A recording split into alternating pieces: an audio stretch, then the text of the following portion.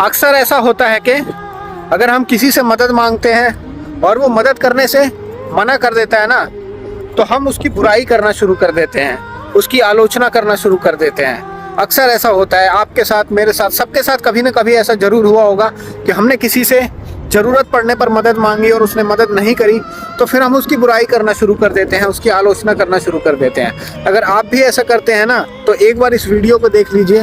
हो सकता है कि आपका सोचने का नज़रिया, देखने का नज़रिया जो है वो पूरी तरह से बदल जाए। तो एक बार एक चिड़िया होती है और वो एक नदी किनारे एक बहुत बड़ा पेड़ होता है, उस पेड़ के पास जाती है और उससे कहती है कि लग रहा है कि बहुत तेज तूफान आने वाला है, बारिश आने वाली है, क्या मैं अपना घोंसला तुम्हारे पेड़ पे बना लूं?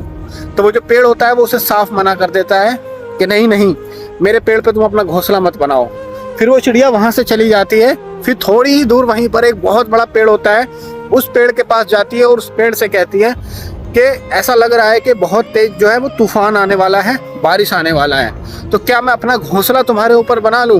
तो वो पेड़ कहता है हाँ हाँ बिल्कुल बिल्कुल, तुम अपना घोंसला मेरे ऊपर बना लो। अब कुछ दिन बाद, 2-4 दिन बाद ऐसा होता है कि बहुत तेज तूफान आता है, बहुत तेज बारिश आती है और उस तूफान और बारिश में वो जो पहला वाला पेड़ होता है ना, वो बह जाता है पूरी तरह से। ये देख करके चिड़िया उस पेड़ के पास जाती है और उससे कहती है कि मैंने 2-4 दिन पहले आपसे मदद मांगी थी कि क्या मैं अपना घोंसला तुम्हारे ऊपर बना लूं, लेकिन आपने साफ मना कर दिया था। लगता है कि भगवान ने आपको उसी की सजा दी है। तो वो पेड़ फिर हंसने लगता है और कहता है कि मुझे पहले से पता था कि मेरी जड़ें जो हैं वो बहुत कमज़ोर हो चुकी हैं, वो इस तूफान को नहीं झेल पाएंगी, इसलिए मैंने तुम्हें अपने पेड़ पर घोंसला बनाने से मना किया था, क्योंकि मैं नहीं चाहता था कि तुम और तुम्हारे बच्चे जो हैं उनको इस तूफान से नुकसान होता है, इसलिए मैंने तुम्हें कहा था कि मेरे पेड़ के ऊपर घोंसला मत बनाओ। तो हमारे जीवन में भी ना कुछ ऐसा ही होता है। जब हम किसी से मदद मांगते हैं तो वो हमें मदद करने से अगर मना कर देता है तो हम उसकी बुराई करना शुरू कर देते हैं, उसकी आलोचना करना शुरू कर देते हैं, लेकिन उसका दूसरा पहलू कभी जानने की कोशिश नहीं करते। हो सकता है कि हम जितनी मुसीबत में हैं उससे ज़्यादा मुसीबत में वो इंसान हो, लेकिन हम वो बात जानते ही नहीं है, बस हम उसकी बुराई करना शुरू कर देते हैं।